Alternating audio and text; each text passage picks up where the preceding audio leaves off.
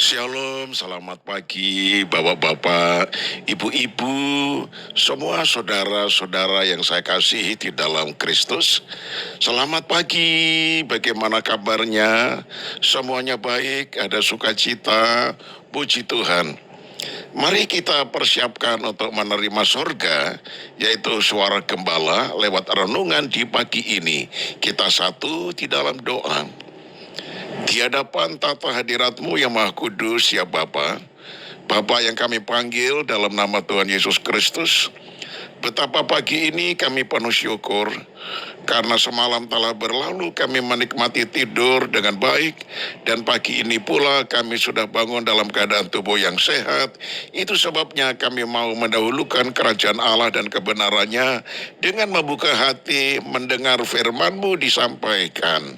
Terpujilah nama-Mu, kami siap menerima firman di dalam nama Tuhan Yesus Kristus. Haleluya.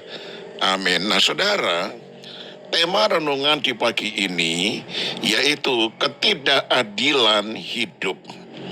Terambil dari Amsal pasal 27 ayat yang ke-7. Orang yang kenyang menginjak-injak madu, tetapi bagi orang yang lapar segala yang pahit dirasakan manis. Nah, saudara, ayat ini sepertinya membicarakan tentang makanan, tetapi arti dari ayat ini bukan hanya tentang makanan, yaitu madu yang manis ataupun yang pahit. Ini adalah sebuah ilustrasi ketidakseimbangan dan ketidakadilan dalam hidup. Seorang hamba Tuhan, yaitu A.F. Walsh, mengatakan, mempunyai harta tidak menjadikan puas.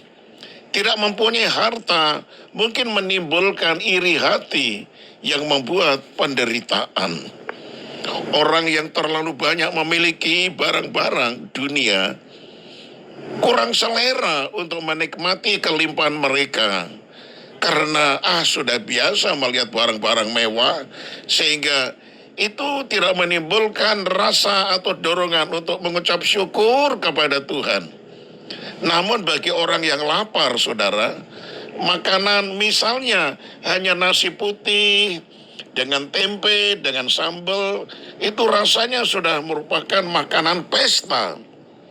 Nah, seorang hamba Tuhan namanya Spurgeon mengatakan, berkat besar adalah jika makanan dan selera bertemu bersama-sama.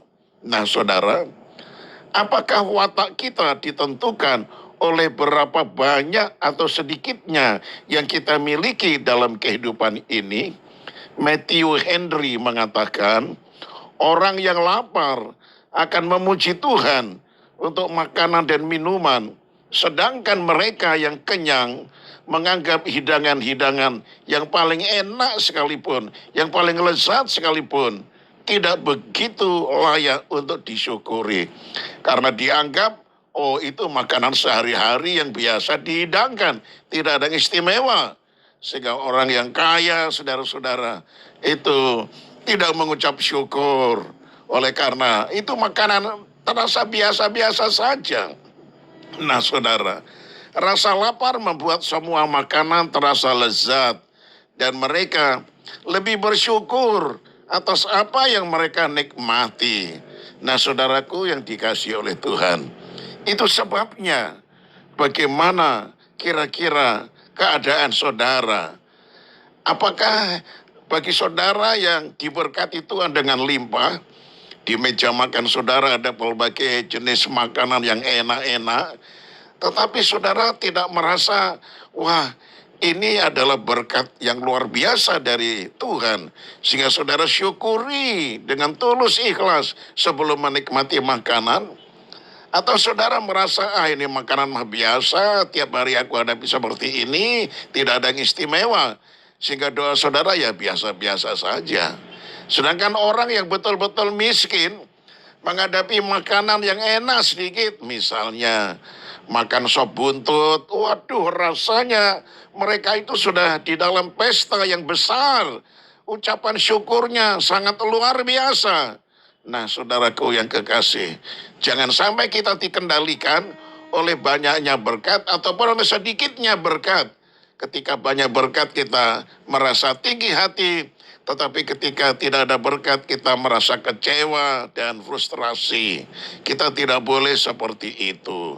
Nah, saudaraku yang dikasih oleh Tuhan, mari kita akan benar-benar meresapkan renungan kita di pagi ini. Ada ketidakseimbangan dalam hidup, saudara-saudara. Jangan sampai itu terjadi di dalam kehidupan kita. Tatkala kita diberkati, syukurlah di hadapan Tuhan. Tetapi tatkala kita tidak punya apa-apa, tetap bersyukur kepada Tuhan.